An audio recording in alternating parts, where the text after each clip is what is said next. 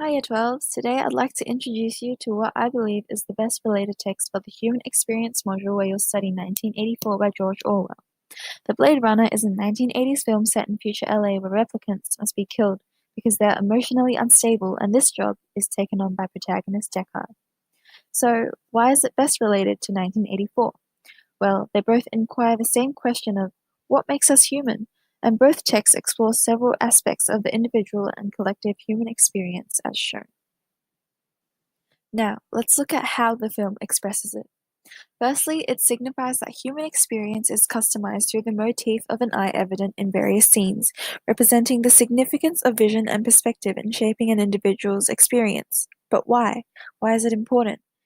It's because our experiences of an event may vary from unique perceptions. On top of that, Blade Runner suggests that the capacity to record experiences through memory is equally influential through this voiceover by Deckard as he investigates a replicant apartment, highlighting the necessity of experiences and memory to form a human profile, and in the replicant's case, to fabricate an identity. A similar concept is evident in 1984, which emphasizes the value of history and how it must be constructed from truth and human memory by demonstrating the vile effects of human manipulation on individual mental state.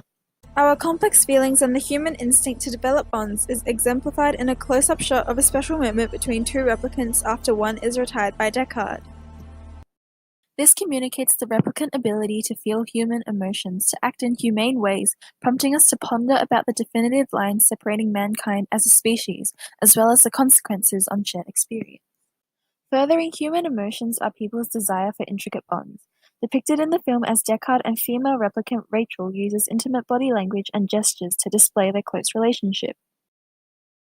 Orwell's portrayal of emotions like love, lust, compassion, and empathy throughout the novel manifests the importance of emotions as an influence on the human experience, especially the development of intrinsic connections correlating strongly with Blade Runner. The concept I'd like to bring attention to is frailty. The frailty of humans and the frailty of life, whether they are classified humans or not, a factor of that being the struggle and instinct for survival. The film adopts a slow-motion effect for when Replicant is killed by Deckard, enhancing the chase, allowing us a detailed view of her fear and desperate escape. And when this presumably human quality is inherent in a non-human, we as the audience are encouraged to question, what makes us human? Moreover, one of the biggest and final aspects of the human experience is human identity, illustrated through Rachel's character, the replicant who believes she is human, utilizing lighting dynamics to express her dual identity. Have you ever doubted yourself about who you are and your purpose in this world? These thoughts and feelings are applicable to almost every single person at some point in their lives, and therefore this identity crisis can be labeled a collective experience also investigated in Orwell's 1984. The novel exaggerates the lack of individuality and how it catalyzes identity loss, even showcasing physical and mental human weaknesses. It has almost the same arguments as Blade Runner, and links can be easily made. Although Blade Runner and 1984 convey similar ideologies, the process and form they present their argument to what makes us human varies.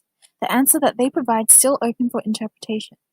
In the case of Blade Runner, we are presented with yet another question. Are only humans human?